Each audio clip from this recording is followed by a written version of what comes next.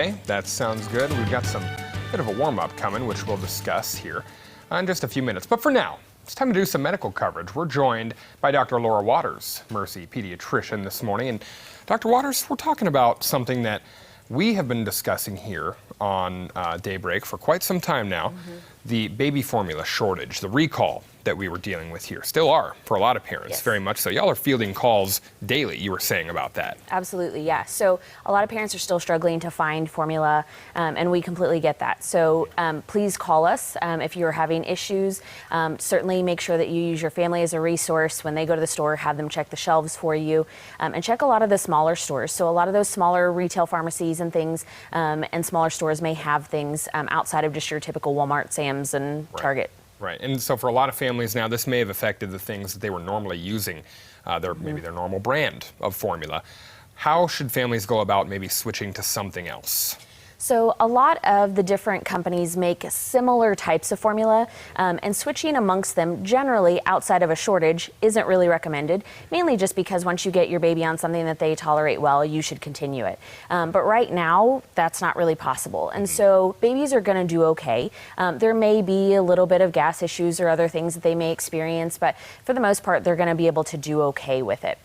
One company, Perigo, actually makes what are called store-bought brands. And so Target, Walmart, Sam's, Amazon, all of those are actually made by the same company. So switching amongst those, you're not really switching. Oh, good. Okay, and speaking of switching, there are some things you don't want to switch to. Making your own formula, not the best idea. Correct. So there are some recipes that are out there that have been around since like the 1940s and stuff, but a lot of that involves things that are very concentrated and not recommended anymore. So the reason that we don't do that anymore is because it did not work well. So making your own formula, while, you know, that's great if you're trying, it's not really a good idea though. We definitely want to make sure that your babies are getting what they need nutrient-wise and that sort of thing, and not getting something that could potentially be harmful to them. A couple other things that are a big no-no when you're going through all this as a parent.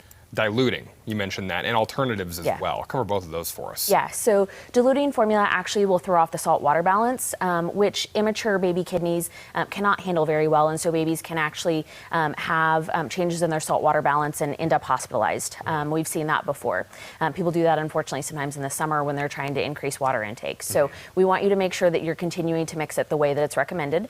And then alternatives, things like switching your baby over to cow's milk sooner than 12 months, or goat's milk, or toddler formula, that sort of thing. Those all provide different nutrients. Goat's milk and cow's milk can actually increase chances of babies becoming severely anemic, so are not recommended. So if you need to briefly for, you know, a couple of days use something because you literally cannot find an alternative, then talk with your pediatrician about that, and we can always recommend what you should or should not do. Yeah, and speaking of recommendations, you have a website to tell us about that is a great resource for parents going through this. Yeah, so there's a website from our pediatric GI doctors who basically put together all of the formulas that have been recalled, and then all of the alternatives that we'll provide on the Ozarks First website. Awesome, yes, and we will have that up later this morning in this article on our website, ozarksfirst.com. Dr. Laura Waters with Mercy this morning, pediatrician, perfect person to discuss this baby formula shortage. We appreciate you waking up with us as always, Dr. Waters.